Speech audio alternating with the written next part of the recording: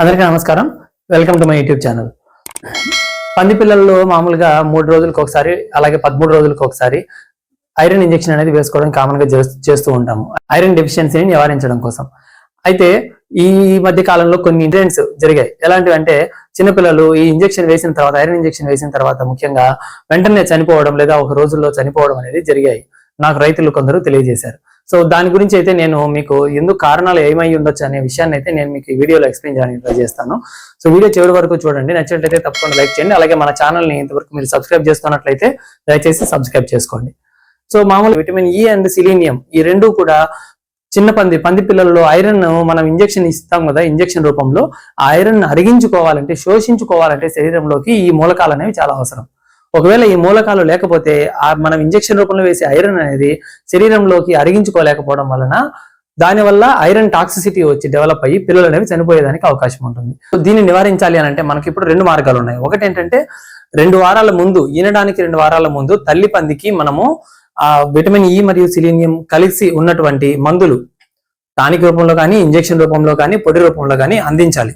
అప్పుడు అవి ఇచ్చేటువంటి పాలల్లో, ఈనిన తర్వాత అవి ఇచ్చేటువంటి పాలల్లో ఈ విటమిన్స్ పిల్లలకు చేరి ఆ పిల్లల్లో మనం వేసిన ఐరన్ ఇంజెక్షన్ శోషించుకునేటువంటి శక్తి అనేది ఆ ఎంజైమ్స్ అనేవి డెవలప్ అవుతాయి అన్నమాట.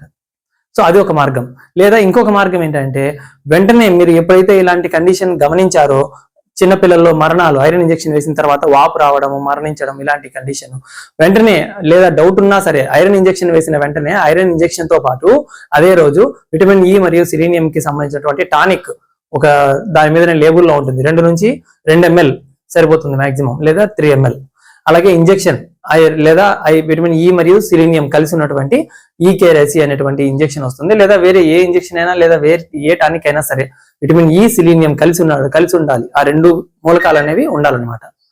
పంది పిల్లలకు ఐరన్ ఇంజెక్షన్ వేసే రోజునే అది కూడా ఇచ్చారనంటే అప్పుడు ఐరన్ ని శరీరంలోకి శోషించుకునేదానికి అవకాశం ఉంటుంది. ఓకే, సో ఇది ఒక కాన్సెప్ట్. ఇంకొకటి ఏంటంటే ఇప్పుడు మార్కెట్ లో మనకు ఐరన్ సప్లిమెంట్స్ అనేవి ఐరన్ డెక్స్ట్రాను, అలాగే ఐరన్ సార్బిటాలు, అంటే ఇంఫెరాన్ అనే ఇంజెక్షన్, అలాగే ఫెరిటాస్ అనేటువంటి ఇంజెక్షన్ 2 ముఖ్యంగా ఎక్కువగా అందుబాటులో ఉన్నాయన్నమాట. సో ఈ ఇంఫెరాన్ అనే ఇంజెక్షన్ మామూలుగా స్టాండర్డ్ గా మనం పంది పిల్లల్లో ఇవ్వడానికి మనం రికమెండ్ చేసేది ఏంటి అని అంటే ఐరన్ డెక్స్ట్రాన్ ఇంఫెరాన్ అనే ఇంజెక్షన్. ఇది మనకు ఆన్లైన్ లో మీరు ఐరన్ డెక్స్ట్రాన్ అనే ఇంజెక్షన్ అని కొట్టండి, మీకు వాళ్ళ సప్లయర్స్ కొందరు లిస్ట్ వస్తుంది. అందులో ఎవరికైనా సరే మీరు ఫోన్ చేసి ఆర్డర్ పెట్టుకొని ముందుగానే తెప్పించేసుకొని మీరు స్టాక్ పెట్టుకోండి, దాన్ని పిల్లలకు వాడుకోండి. లేదు ఫెరిటాస్ ఇంజెక్షన్ అందుబాటులో ఉంది, ఐరన్ సార్బిటాల్ అనేది ఉంటుంది దాంట్లో అంటే అదైనా వాడుకోవచ్చు, ఇబ్బంది ఏం లేదు. కాకపోతే రెండిట్లో డిఫరెన్స్ ఏమొస్తుంది అని అంటే ఇక్కడ ముఖ్యంగా చూసినట్లయితే ఐరన్ డెక్స్ట్రాన్ అనేటువంటి ఇంజెక్షన్ వేసిన తరువాత 10 రోజులు కూడా దానికి సంబంధించినటువంటి ఐరన్ అనేది ఆ ఇంజెక్షన్ లోంచి స్లోగా రక్తంలోకి రిలీజ్ అవుతూ ఉంటుంది.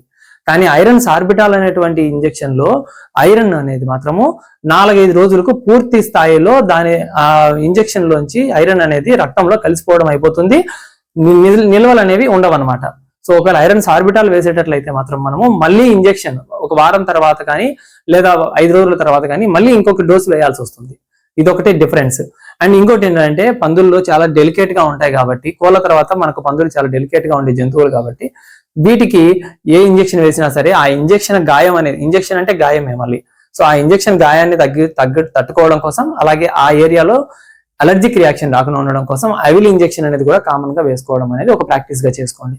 సో మాక్సిమం మీకు ఇప్పుడు నేను చెప్పిన పాయింట్స్ అన్ని గుర్తుపెట్టుకొని మీరు దాని ప్రకారం మీరు చర్యలు తీసుకోండి. మీరు తప్పకుండా మీరు పంది పిల్లల్లో ఐరన్ టాక్సిసిటీ వల్ల జరిగేటువంటి మరణాలను తప్పకుండా నివారించవచ్చు. ఓకే, సో ఇలాంటి మరిన్ని మంచి వీడియోల కోసం మన ఛానల్ని సబ్స్క్రైబ్ చేసుకోండి. అలాగే మరొక మంచి వీడియోతో మళ్ళీ నెక్స్ట్ వీడియోలో కలుద్దాం. Thank you.